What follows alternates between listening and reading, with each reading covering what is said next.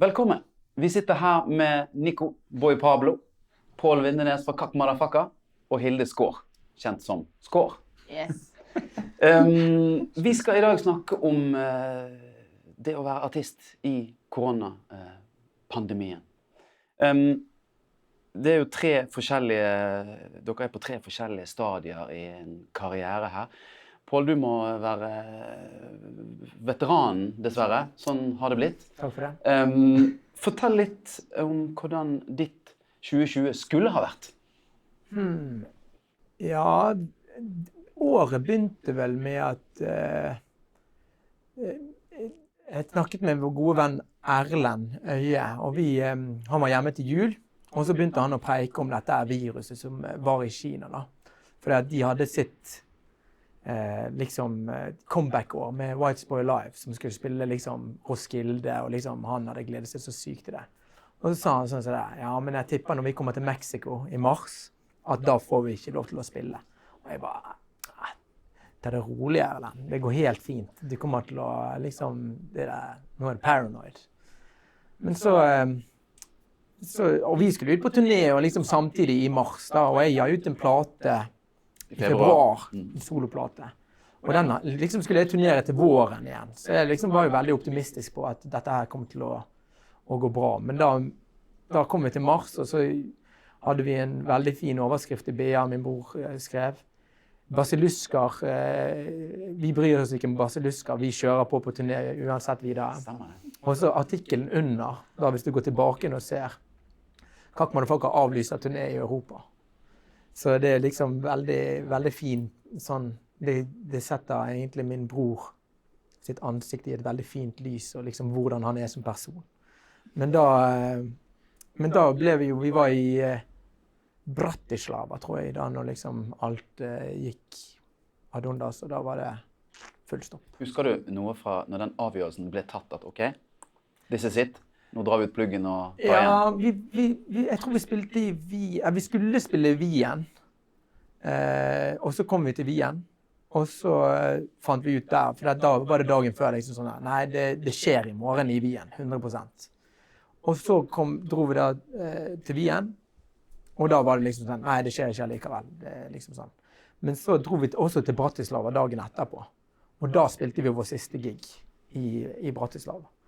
Og da, etter det, så bestemte vi oss for å vi kjører jo rundt i buss. Så det var at vi hadde billetter hjem, men så kjente det at vi var i Østeuropa og så det der, så litt stress å bli stående der nede, Så da fant vi det som er så fint med buss, det er at det er et hot tips, for man kan jo komme seg overalt. Så da kan man komme seg til de billige flybillettene. Så da kan man kjøre til de billige flybillettene hjem. Så da kjørte vi til Polen, og så ble vi direkte. Ja. Så det er hot tips hvis man er i krise noen gang i Nightliner. Så da er det bare inn og se hvor det er billigst. Så kjører man dit. Over til deg, Hilde. Du er et annet sted i karrieren, men du flyttet hjem og begynte i hjemmesykepleien. Yes. Samtidig var du spillelistet på radio. Opplevde du noen gang å høre deg selv på radio mens du var på hjemmebesøk? Nei, det gjorde jeg ikke. Men jeg prøvde å hinte til at kanskje du skal ta på P3 i stedet for P2. Ja. Bare for reklamere litt, eller bare promotere min egen musikk litt da. Så jeg gjorde 2 jobber at the same time. Ja. Men nei, det gjorde jeg ikke. Og så var det nei, det var den greia om at nei, jeg hører ikke på sånn musikk. Jeg hører ikke på de kanalene der.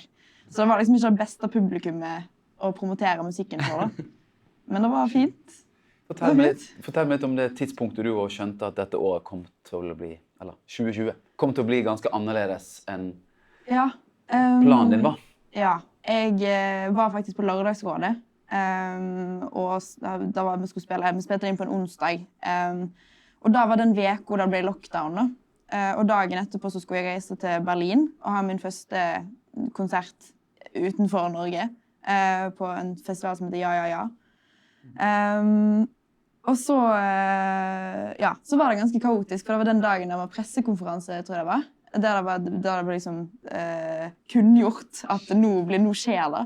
Og jeg husker det var Christian Borch som var der. Og han jo veldig sånn, han seriøs, han jævlig smart. Og autoritær. Og jeg var en av de som tvilte veldig på korona og lo av det. Jeg husker venninnen min ringte meg og trodde hun kom til å dø. Eller sånn, jeg redd for korona. Og jeg bare, næsj, det bare influensa. Jeg var en av de, som flaut å tenke på nå. Og så jeg trodde bare det var tull. Og så sa Christian Borch at du kan ikke reise til Berlin. Det kommer til å bli lockdown. De sier det overalt. Det skjer ikke. Og så begynte han å si masse syke ting om mutering av viruset. Hang du med Christian Borch? Jeg hang ikke med han på fritida. Nei. hadde lett gjort det. Men det var på Lørdagsrådet. Åja, var du sammen med han der, ja? Ja. Aha, og så satt vi der, og så skulle vi liksom snakke om alminnelige problem. Men det var jævlig vanskelig den dagen, fordi det skjedde så masse apokalyptiske greier. Og mellom stikkord, altså mellom vi hadde snakket om problemer, så var han sånn, ja, nå sier de der at nå blir det lockdown der, og nå skjer det i Italia. Så det var veldig sånn, plutselig så ble ting veldig, ja. Så da måtte jeg ringe til mitt management og til teamet mitt og være sånn, vi kan ikke reise. Og så bestemte vi oss for ikke å reise. Så ble det avlyst dagen etterpå. Og så ble alt avlyst. Og da var det. Det var en historie. Men en ting den første konserten i Berlin, men nå skjønte du at, liksom, at året gikk, for vi gikk jo alle i en sånn tilstand i starten, at sommeren blir kanskje bra, høsten blir i hvert fall bra, julekonsertene kan vi i hvert fall gå på, men så... Ja, for jeg skjønte jo ikke da var det bare sånn, ja, det blir lockdown nå, og da er det litt spennende, hva skjer? Og så trodde jeg på en måte at, ja, det varer i 2 uker, som ferdig. Utrolig nøye, det er et virus, det er en pandemi, det går liksom ikke vekk sånn, men en vil jo tenke det beste om situasjonen da. Men jeg var bare veldig positiv veldig lenge. Dum positiv. Og var sånn, ja, det blir påskeferie. Da vi skal reise på, jeg kan reise til Mallorca eller sånn, i påskeferien, I guess. Og så jeg husker jeg spilte Bylarm. Og det var liksom snakk om at jeg skulle booke en del festivaler, og ting begynte å skje, og det var jævlig spennende. Og så var vi liksom on hold med festivalene, for ingen visste helt hva som kom til å skje. Og alle var jo veldig positive, og alle hadde liksom ting on hold i en måned-ish. Og så, mens vekene gikk, så skjønte en jo at dette kommer jo ikke til å skje. Så det var liksom gradvis, så skjønte en at, this is real, this is my life.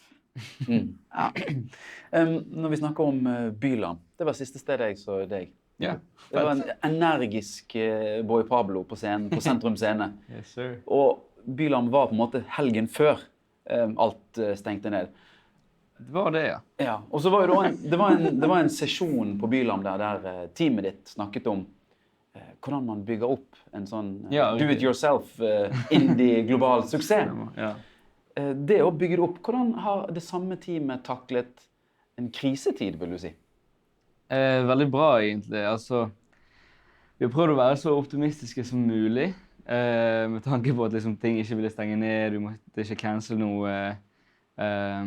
Så ja, skulle jeg slippe album i år, og så har jo det vært veldig vanskeligere enn det ellers ville vært, selvfølgelig, på grunn av at det liksom, ja, alt er stengt ned.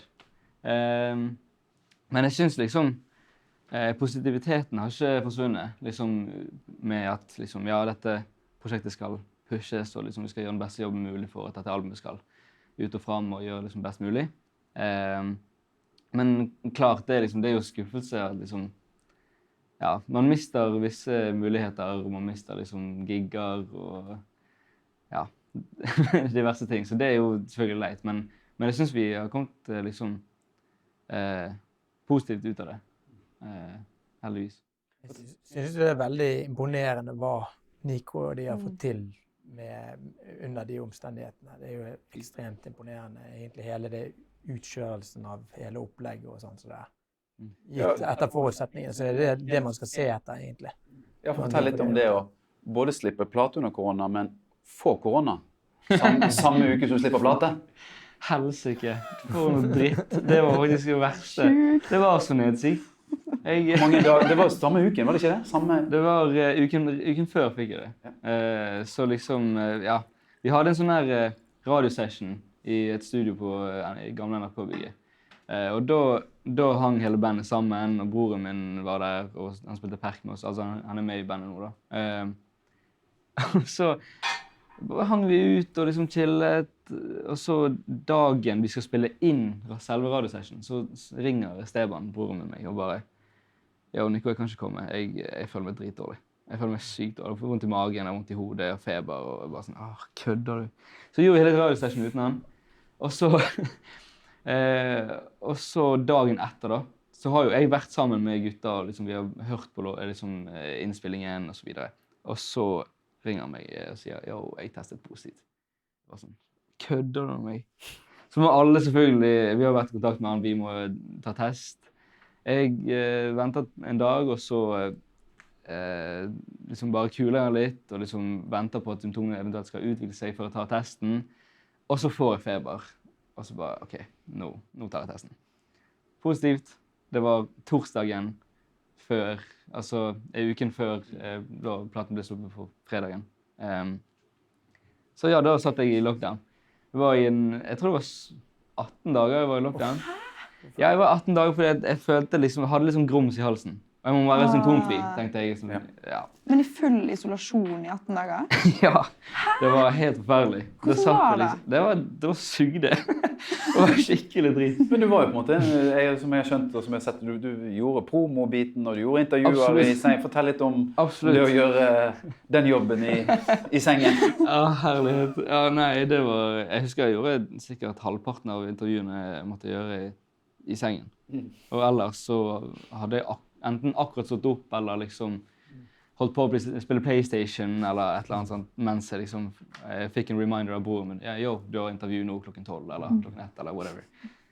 Det var så nedsykt. Men herlighet, det var på en måte digg å intervjue på den tiden, liksom. Da fikk jeg snakke med noen. Jeg fikk gjort noe ut av dagen, på en måte. Jeg følte meg litt produktiv, selv om jeg hadde korona. Psykologitime. Psykologtime. Sant. Ja. Hvis vi går litt videre, så har da ting blitt stengt ned, og ting blitt avlyst og utsatt. Fortell litt, hvis du kan begynne med deg, Hilde, hvor fort du omstilte deg liksom, den nye virkeligheten. Hvor tid begynte du å fungere som artist igjen, begynte å skrive? Hvor lang tid tok det? Det tok veldig lang tid for meg. Altså den omstillingen med å være sånn, ok, dette sånn blir det nå, dette blir avlyst. Da gikk jeg ganske fort i forhold til at jeg følte at det gikk greit. Eller at jeg gikk ikke djupt i depresjon. Jeg følte at jeg klarte liksom å tilpasse meg veldig. Jeg reiste hjem til mamma og pappa før det ble liksom regler på at en ikke kunne det. Det var veldig sånn fort på at da sparer jeg penger hvis jeg reiser hjem. Da får jeg liksom mat der. Så jeg hadde jo leilighet i Oslo, og var sånn, jeg kunne liksom komme frem og tilbake og jobbe hvis det var noe, men jeg reiste hjem for å få gratis mat, og det var bra valg. Men sånn musikkmessig så tok det ganske lang tid, og det var skikkelig kjipt, for det som var irriterende, men som også bra, men som var slitsomt når jeg ikke fikk det til selv, var å se alle som på en måte thriver i den greia med at alt avlyst, da kan jeg skrive musikk, jeg har det og det jeg vil skrive om. Det var veldig mye sånn at en skulle vise at jeg så sjukt produktiv hele tiden. Og det handler ikke bare om musikk, det handler om alt. Nå skal jeg trene, nå skal jeg lage mat, nå skal jeg lage surdeigsbrød. Jeg greier med det. Og ha strømmekonsert samtidig. Yes, at the same time. Og jeg satt i sofaen på loftet, så Love is Blind på Netflix, drakk øl om kveldene og åt chips hver dag. Det var helt sjukt. Det varte så lenge, og det var bare sånn, dette livet mitt nå. Jeg klarte ikke å skrive. Og det var liksom ikke tungt i begynnelsen, men etter hvert som det nærmet seg sommeren, og en visste at nå skulle jeg egentlig vært der og spilt, så føltes det veldig sånn, da ble det plutselig veldig tungt. For da tenkte jeg sånn, denne våren skulle jeg egentlig skrive så masse musikk. Jeg hadde planer for det. Jeg hadde de låtene klare. Jeg skulle på en måte gjøre alle de tingene, men så går ikke det. Så begynnelsen, altså frem til slutten av sommeren var kjipt, liksom. For en mistet jo på en måte veldig mye av den der driven som en hadde. Men han tilbake nå da. Så it's not a sad story. Eller, ja. Happy ending. Det bra. For din del, Paul, du har skrevet låter kanskje av de som står i bordet her. Lengst. Ja, lengst. Måte, Uten tvil. Kanskje uten tvil. Men hva skal jeg si, kjenner håndverket best, og hvordan man... Fortell litt hvor kjapt du omstilte deg til å... Nei, jeg kom jo hjem da i en sånn... I buss? Ja, etter bussturen så måtte vi i karantene også, og da bestemte jeg meg for liksom sånn, for jeg måtte jo promotere denne platen som jeg hadde gitt ut også, som liksom, da var det ingenting å promotere. Da bestemte jeg meg for å begynne å streame videogames. Så da liksom, tok jeg det liksom som en sånn fulltidsjobb egentlig, og liksom sa sånn, ja, jeg kan ikke gå i studio, liksom, jeg får ikke lov å gå i studio. Ja, jeg har faktisk sett opp hjemme. Og da satt jeg hver dag fra 11 til 5-6 eller noe sånt på dagen, og streamet. Men så fant jeg ut at det der var ikke noe for meg. Etter hvert, liksom, i den prosessen. Og så jeg hadde et par liksom sånne streamingkonsert samtidig, liksom, jeg tar det om en halvtime, så skal jeg spille gjennom platen min eller et eller annet, sånn der. Så gjorde jeg det, men så fant jeg ut at det å sitte og liksom høre på seg selv snakke i 8 timer hver dag i 2 uker, det var... Man blir helt koko av det. Så liksom, de som gjør det, de har et helt klart talent for den tingen. Og de som gjør det bra. Men det gjelder å liksom, skomake av livet din lest litt av og til. Liksom. Jeg klarer ikke å finne opp kruttet på nytt. Men jeg har i likhet med deg liksom sånn... For jeg har hatt en sånn skriveprosess der jeg egentlig har vært sånn... Egentlig 9-4-guy. Liksom at jeg går og så legger jeg inn arbeidet hver dag. Det spiller ikke noen rolle liksom, om det kommer eller ikke. For jeg vet at det kommer etter hvert uansett. Så liksom, jeg går på jobb liksom klokken 10, og så er jeg der til klokken, jeg vet ikke, 4-5 eller noe sånt. Så hver dag. Og jeg må si det at liksom, i likhet med deg, liksom, i begynnelsen så var det liksom fett å komme tilbake til studio, men så liksom på vårparten der, liksom så manglet liksom den der, ok, jeg har ikke møtt noen nye folk, jeg har ikke hørt en ny historie, jeg har ikke liksom kjent på det å møte impulser da. Så liksom, jeg følte veldig det at det liksom manglet det engasjementet, liksom den gleden som folk viser bare ved å være på en konsert, eller du hører noe nytt på den festen, eller på de greiene der, du hørte en kul sang, eller de tingene der gikk veldig inn på meg i den kreative jobben, at liksom, nå må jeg liksom begynne å søke på en litt annen måte, og ja. Men det har kommet seg litt etter hvert, men allikevel, jeg føler fremdeles på det savnet, nå når vi sitter her i slutten av 2020 og preiker, så føler jeg fremdeles på det der liksom, at jeg savner engasjement da, liksom når det kommer til det låtskrivingsbiten spesielt. Men allikevel så setter jeg inn de timene da, og da kommer det ut noe, så jeg har jo alltid noen låter liksom på gang, men jeg måtte jobbe litt mer for det, liksom. Jeg har vært like produktiv som jeg har vært de foregående årene, men jeg har vært veldig mye mer i studio, på en måte. Så liksom, det har kommet tregere, på en måte, men det kan jo hende at det er gitt antall låter man skal lage i løpet av et år, da, i mitt liv. Så liksom, uansett hva du gjør, så er det det som kommer i løpet av et år. Jeg vet ikke. Hvor søkte du i stedet for? Der du, som du tidligere sa, at du hørte en låt på en fest, du hørte fra andre. Hvor var det, hvilke kilder måtte du gå til nå? Jeg vet det rett og slett ikke helt. Det er liksom egentlig hører mer... Nei, det vet jeg faktisk ikke. Det er et godt spørsmål. Men liksom, kanskje det er litt andre typer samtaler man har nå da, enn da man hadde tidligere. Så kanskje det har gitt en form for inspirasjon da, som jeg bare søkt litt annerledes, rett og slett. Og ja, jeg vet ikke. Livet er noe liv uansett, så du finner jo et eller annet. En god overgang. Nico, var du en 9-4-fyr i pandemien, eller satt du på loft og spiste chips? Jeg var nok litt mer så ille. Nei, altså, når pandemien startet, så måtte jeg være på den. Jeg var litt nødt til å liksom, ja, være på den fordi at jeg skulle gjøre ferdig dette albumet da. Jeg gjorde det ferdig i mai, og jeg kom tilbake i mars fra turneen. Og da måtte jeg liksom bare sette i gang. Nå må jeg skrive ferdig låtene. Men det passet bra, for vi var liksom meg og broren min var i karantene ikke lov å si da, men en hytte. Fordi at vi har folk i risikogruppen hjemme, så vi kunne ikke komme hjem. Så da, rett og slett var vi der, og så spilte vi FIFA fra... Altså, vi våknet sånn 2-3 da, for vi la oss sånn 5 på morgenen. 6 på morgenen. Så vi våknet, spilte FIFA, skrev låter, spilte FIFA, la oss. Det var basically det vi gjorde på. Så det var litt sånn der, jeg satt av en viss tid av døgnet liksom på liksom bare skrive. Bare, selv om det ikke kommer, så bare prøver jeg. Ja, så det, men etter hvert så har jeg hatt mer fokus på liksom, det å lage musikkvideoer og promotere platen på den måten enn å skrive nye låter. Selv om jeg har skrevet noen nye melodier og noen nye ideer, men ja, har ikke satt i gang den prosessen helt ennå etter at platen ble sluppet. Hvor mange prosent vil du si platen var ferdig? Altså, hvor mange låter måtte dere ha på denne FIFA-hitteturen for å komme i mål? Vi hadde på en måte låtene klar. Det var liksom bare manglet tekst på noe greier, og manglet et parti på en låt. Så jeg ville si at liksom, ville sagt at det var 70% ferdig. Så jeg måtte skrive ferdig den 30% da. Og det gikk jo greit. Det var liksom ikke alt for mye jobb.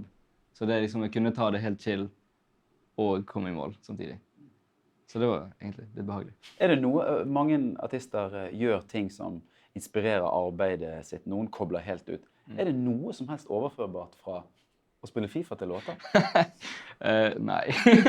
Nei, for når jeg spiller FIFA så kobler jeg helt ut. Det liksom det, da finnes ikke noe annet. Da liksom...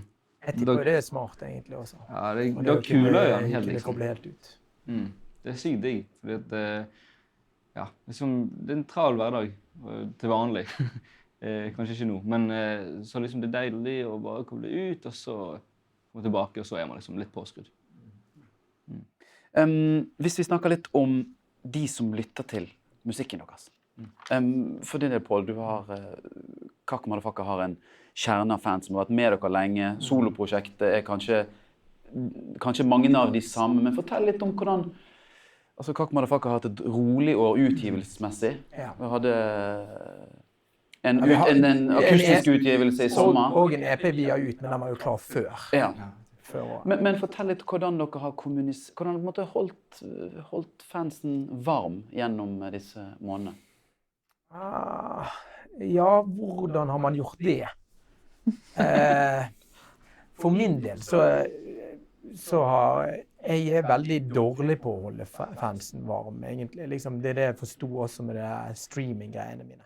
Men jeg streamet jo litt, og prøvde å holde de varm på den måten, og liksom gjorde greien der. Men stort sett det egentlig bare liksom sånn et nytt bilde her og et nytt bilde der. Egentlig liksom sånn som det har vært. For vi har ikke hatt noen liksom sånne store utgivelser og liksom jobbe frem imot på en liksom, vi har ikke hatt det egentlig sånn, min plate kom jo før det, så liksom, det var ikke liksom, når den turnérunden kom, så var det liksom ikke noe mer å gjøre med den på en måte, og liksom, det var ikke noe mer å gjøre med kakkgreiene også. Vi hadde liksom 2 musikkvideoer til den siste EP-en, og da liksom var liksom det sagt og gjort på en eller annen måte. Så egentlig så var vi egentlig på veldig bar bakke der vi egentlig kunne...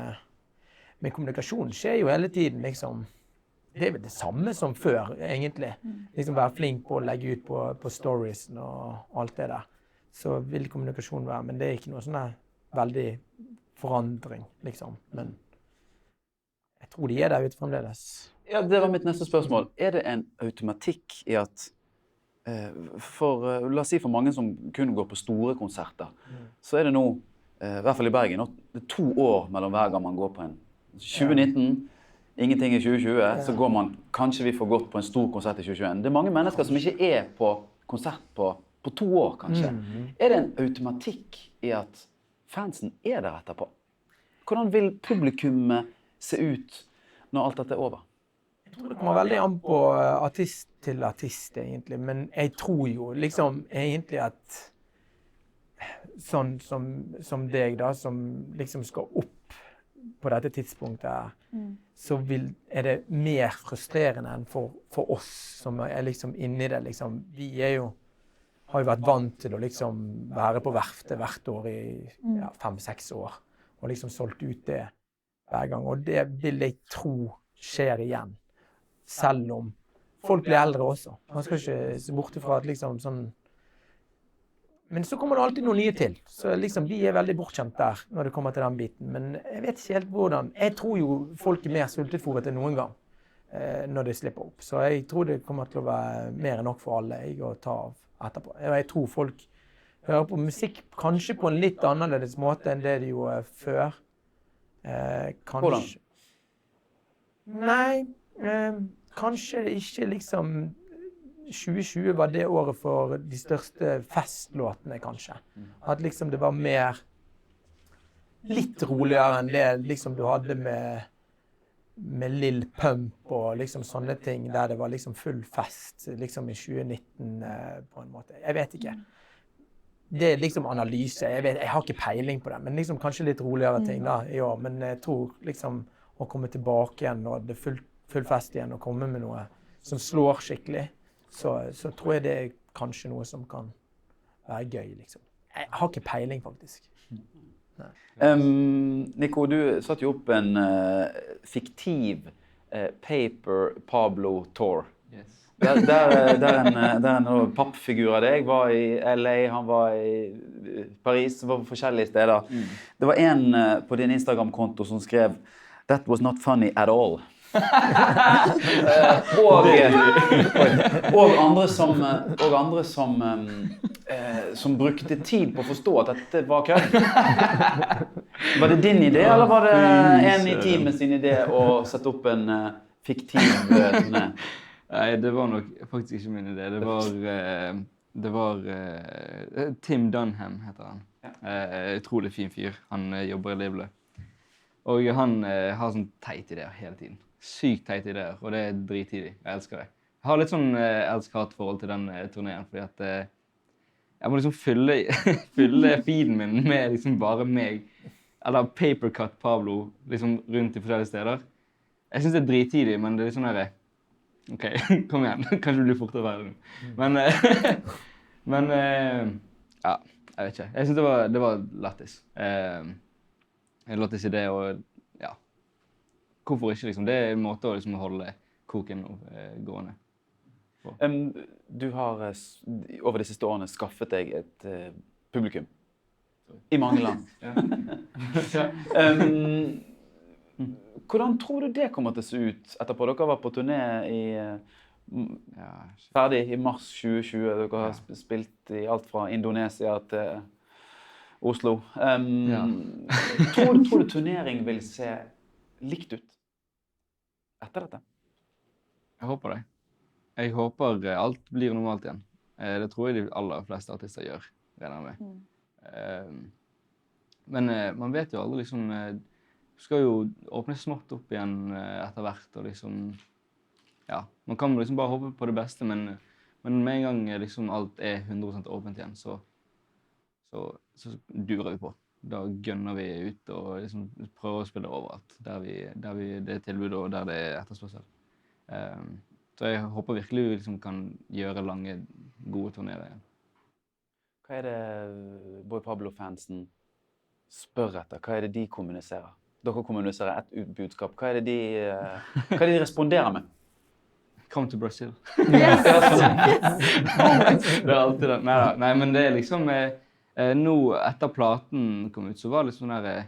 så har jeg fått både liksom... Elsker platen din, dritfett, og så har jeg fått... Nå kommer det mer musikk. Så liksom... det er du utålmodig? Ja, jeg blir ikke utålmodig, men de er kanskje litt utålmodige. Men jeg stresser ikke. Men jeg vil jo ikke være treg med å komme i gang med å legge ut ny musikk. Så ja. Jeg vet ikke egentlig hva jeg gjør, så jeg bare gjør det jeg gjør. Har fanbasen platen kom jo midt i det. Har fanbasen liksom vokst? Kan dere se det på tall og sånt? Ja, definitivt. Vi har hittet noen steder som vi aldri har liksom hittet før med platen, og liksom stadig nye folk som hører på platen, og det har vært en god ting å støve platen da. Heller liksom, det har ikke vært en negativ ting i det hele tatt. Det har bare gjort at prosjektet vokser litt mindre enn det man håpte på bare. Så liksom, når man liksom på turné etter en plate, så det sånn her, da vokser platen mye mer. Folk får sett det live, du får møte folk. Det liksom, man får nye følgere på Instagram. Det blir liksom, veksten mye større da, men platen har gjort det liksom veldig bra i forhold til omstendighetene, og det jeg veldig glad for. La oss snakke litt om hva denne tiden og perioden har liksom lært oss. For dere artister som står midt i en krise som mange artister som har vært før dere og som aldri har opplevd. Det noe som helst vi kan ta med oss fra denne perioden som kommer til å være med oss i fremtiden, som man har blitt oppmerksom på? Altså strømmekonsertbiten var en ting i starten som var først var det en veldig hjemmekoselig greie som ble 10-kameraproduksjon etter hvert. Kan det, eller det andre ting som vil være med oss i fremtiden? Både som publikummer og som artister? Jeg synes de der strømmekonsertene, liksom det var gøy den første uken, men så, liksom jeg så ikke på noen flere, liksom etter den uken, liksom. Og jeg skal like den artisten utrolig godt for å gidde å slå på den og ha den på en time. Men lært noen ting av det, liksom. Nei, jeg vet ikke. Jeg har lært dritmasse. Ja. Det fantastisk. Da kan du finne ut det. Det var jeg dumt at jeg svarte i det hele tatt. Hva har du lært da? Det viktigste jeg har lært å ha mer tro på meg selv. Og det mye mer sånn, jeg vet, det vanskelig å svare på hva har vi som samfunn lært, og som publikummer, de tingene der, da vet jeg ikke. For jeg føler litt at den bør ta det et steg om gangen, for vi har ikke vært i denne situasjonen før. Vi kan ikke predikte hva som skjer til neste år eller 2022. Altså, det blir, det vanskelig å på en måte si noe om det, men sånn for meg selv personlig så brukte jeg jo veldig lang tid på å, selv om jeg ikke skrev på våren og da halvåret noe særlig, så brukte jeg jo ekstremt masse tid på å tenke hva jeg ville, hva har jeg gjort som jeg har vært fornøyd med, hva har jeg gjort som jeg ikke har vært fornøyd med. Jeg har hatt en sånn selvransakelsesperiode på en måte.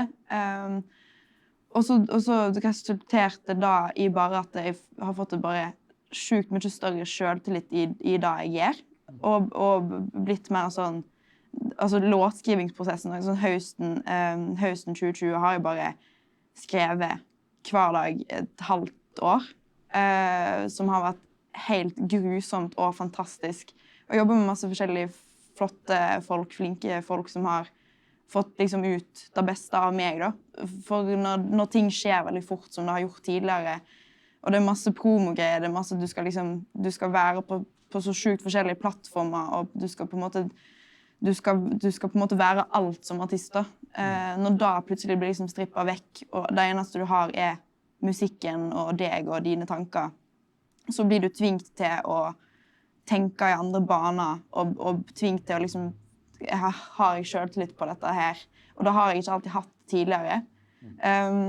Og plutselig så var det en dag, jeg jobbet med en produsent som heter Ole Torjus i Oslo, der det var bare sånn en kran som bare, det føltes som en sånn kran som på en måte ble løsnet eller åpnet etter sånn flere år, liksom. Det bare var sånn, jeg skrev en låt alene, sånn, og ble skikkelig fornøyd. Og da var liksom så lenge siden jeg hadde hatt den følelsen, og så gikk jeg hjem, og så satt jeg meg ned i sengen, og så sånn dunkel belysning på rommet mitt, og så hadde jeg telefonen framfor meg, og så hørte jeg på den låten, og så bare begynte jeg å hulke, og da bare var jeg sånn, I did it. Altså, jeg klarte liksom å få den greia tilbake igjen. Og plutselig så hadde jeg selvtillit, og resten av den veka så bare låt på låt på låt. Om det ble bra i lengden, har liksom ingenting å si. Og det viktigste var at jeg på en måte plutselig fikk en helt syk selvtillit. Og den har jeg liksom fortsatt, den har ikke gått vekk. Jeg vet hva jeg vil gjøre. Jeg har planer om å gjøre da og da og da. No one can stop me. Og det føles bare som sånn der, jeg vet jo at det hadde ikke skjedd så fort uten korona, og at det hadde vært så stille på en måte. For da hadde jeg ikke suttet med tankene mine på den måten som har vært jævlig tøft, men som også har plutselig blitt bra, for jeg liksom kom meg gjennom det da. Så altså, fuck korona, men det var skikkelig fint for meg in the end, på en eller annen måte. Når du på en måte overvant det? Ja. Så, ja. Nice. En del, Nico, har selvtilliten vokst eller blitt lavere i løpet av 2020? Både og svinger sinnssykt. Jeg veldig selvsikker på hva jeg vil og hva jeg skal gjøre, men nå med den platen som ble sluppet, så liksom, nå føler jeg liksom jeg har gått litt i på en måte samme vibe ganske lenge. Så nå føler jeg meg litt sånn ferdig skrevet eller snakket med den. Så nå liksom må jeg bare finne noe nytt, prøve meg frem, stresser, ikke på noen som helst måte, men Det kan ta tid, det. ja, det kan ta tid, definitivt. Det er nice. Det er digg, for man kommer dit. Så ja, nei, jeg vet ikke liksom jeg har både følt meg liksom, shit, denne platen suger, og søren, hvor slippes den nå? Og så har jeg følt, shit, denne platen er helt dritnice, fy søren på jobb jeg har gjort, liksom. Så ja, det har svingt litt for min del. Tror du de tankene har kommet, som Hilde sa, at vi har hatt mye tid? Til Ja, å tenke at definitivt. for vanligvis så går liksom løpet og kjører, og man Ja, man skal være her og der. Ja, man prosesserer liksom ikke ting på samme måte til vanlig. For når man liksom har tid, så har man tid, liksom. Og da, hva skal du bruke tiden på? Du kan liksom hele tiden... Overtenking, liksom. Ja, du kan liksom alltid spille FIFA, eller du kan alltid liksom holde på med et eller annet, høre på en podcast på TV, whatever, men liksom når du er lei av det, så sitter du liksom igjen med dine egne tanker. Og da liksom... Da spørs om liksom, hvis du er trøtt, eller hvis du er lei deg, eller hvis du er drithappy, eller ja. Så ja, da kommer det forskjellige tanker frem. Men jeg er glad for liksom, at vi har hatt så mye tid, for da får man prosessert disse tingene som er nødvendige egentlig. Som ellers ville tatt mye lengre tid i en travel hverdag.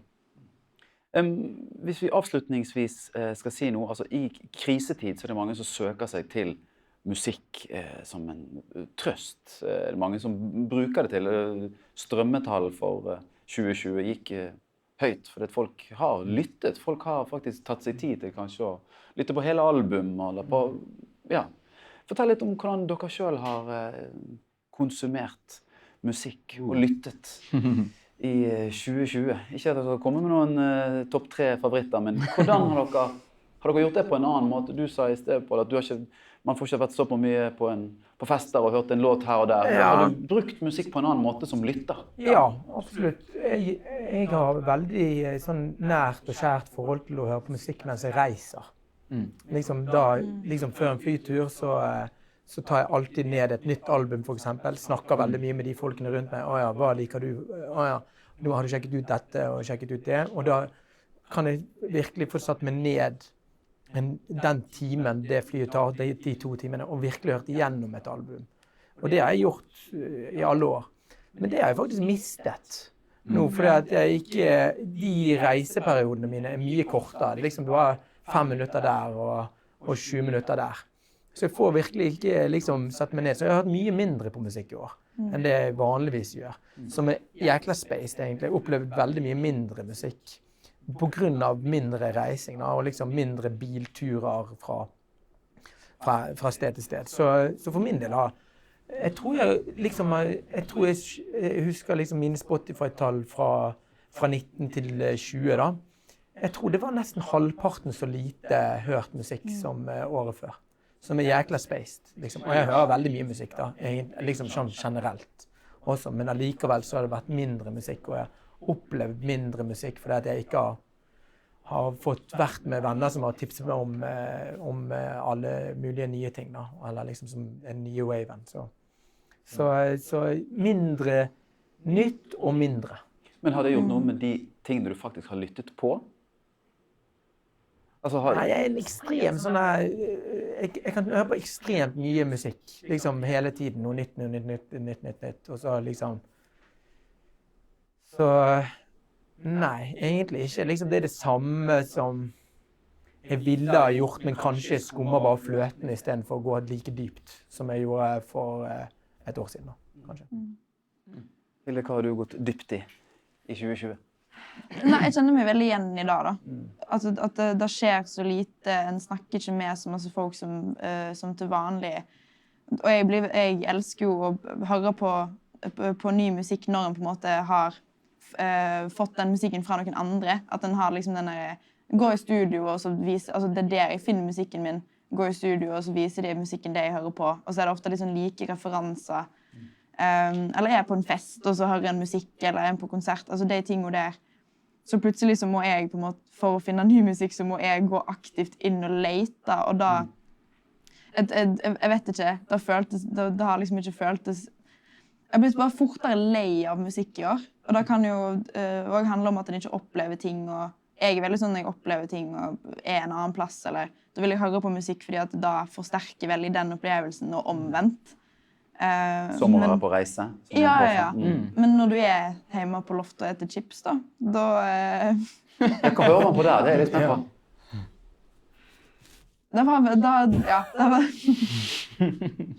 Det har vært veldig masse gammel musikk som jeg hørte på da jeg var yngre. Så jeg har gått veldig tilbake til røttene mine, til liksom den musikken som min søster og min bror viste meg da jeg var liten, som har vært veldig sånn grunnen til at jeg begynte å skrive musikk. Så en del litt sånn pop-rock-indie-greie igjen, som har vært nice. Som var veldig mye av min inspirasjon jeg begynte å skrive da jeg var liten. Så sånn sett det fint at den går litt tilbake til røttene, kanskje. Men jeg føler meg jo veldig gammel. Jeg føler at jeg allerede har kommet til det punktet sånn, jeg hører ikke på ny musikk. Og det liksom, det jeg vil jo ikke være da som 22-åring. Så jeg må skjerpe meg på det. Og jeg har hørt masse på podcast, fordi musikk har vært litt kjipt også I år. Så ja. Jeg glad I musikk. Sånn generelt. Men ikke 2020? Bra sagt. Ikke 2020. Og din del... Jeg helt omvendt. Du helt omvendt? Du har hørt på mer I 2020? Ja, både... Nei, men med tanke på den der...